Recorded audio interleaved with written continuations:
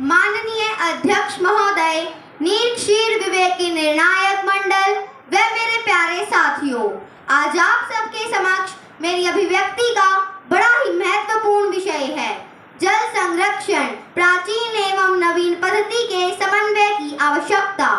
मान्यवर, जैसा कि हम सभी जानते हैं कि जल पृथ्वी पर जीवन की निरंतरता के लिए अति आवश्यक है। जल सभी प्राणियों की आधारभूत आवश्यकता है। जल जीवन का अद्वितीय स्रोत है जो न केवल हमारी प्यास बुझाने में मदद करता है बल्कि हमारी वनस्पतियों, जीवों और पर्यावरण के लिए भी अत्यधिक आवश्यक है। महोदय, पृथ्वी का लगभग 3/4 भाग पानी से घिरा है, फिर भी पृथ्वी पर पीने योग्य पानी की कमी है। इसमें 97% पानी खारा है। पीने योग्य पानी की मात्रा केवल 3% ही है और जिसमें 2% पानी ग्लेशियर एवं बर्फ के रूप में है। सही मायने में हम कह सकते हैं कि मात्र 1% पानी ही मानव के उपयोग हेतु उपलब्ध है। महोदय, आज के मानव की जीवन शैली के कारण गंभीर जल संकट उत्पन्न हो गया है। इसके अनेक कारण हैं, जैसे नगरीकरण, औद्योगिकरण, जनसंख्या में वृद्धि, जंगलों का काटना आदि। भूजल का अत्यधिक दोहन हो रहा है जिससे भूजल स्तर प्रति वर्ष 1 से 3 मीटर नीचे जा रहा है, जबकि उसका पुनर्भरण उस अनुपात में नहीं हो रहा है।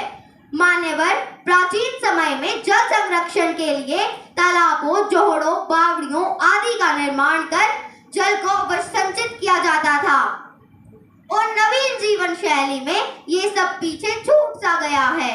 कंक्रीट के जंगल खड़े हो गए, फलस्वरूप वर्षा का जल व्यर्थ जाने लगा।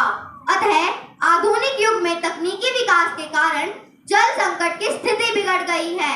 महोदय, अब समय आ गया है जल संरक्षण के लिए नए तरीके और पद्धतियों को समन्वित करने का। तालाब, पोखर, बावड़ी, झील, कुआं, झालर आदि के निर्माण के कारण ही आज भी राजस्थान जैसे क्षेत्र के अनेक गांव पानी की कमी से नहीं जूझते, जबकि गुरुग्राम जैसे बड़े शहर जल संकट का सामना कर रहे हैं। मान्यवर, जल संरक्षण के नए तरीकों को भी नहीं छोड़ना है, जैसे कि घर या सड़क बनवाते समय वर्षा जल का संग्रह करने के लिए विशेष स्थान बनवाएं। वर्षा के जल के साथ साथ हमें अन्य उपायों को भी ध्यान में रखना होगा, जैसे कि कारों की धुलाई हरे गार्डन में करें। बर्तन या कपड़े धोने में प्रयोग किया गया पानी फूलों, बगीचों, पेड़ों आदि में देने में इस्तेमाल करें। शौचालय में पानी डालने के लिए वर्षा जल का या खारे पानी का प्रयोग करें। श्रोतागण, इससे न केवल जल संरक्षण होगा बल्कि हमारे भविष्य के लिए स्वस्थ और सुरक्षित जीवन का विकास होगा।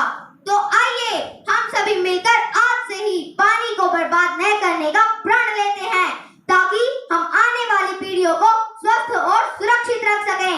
अंत में मैं इतना ही कहना चाहूंगी कि जल संरक्षण को अपना कर्तव्य बनाओ, देश की तरक्की में अपनी भूमिका निभाओ। धन्यवाद।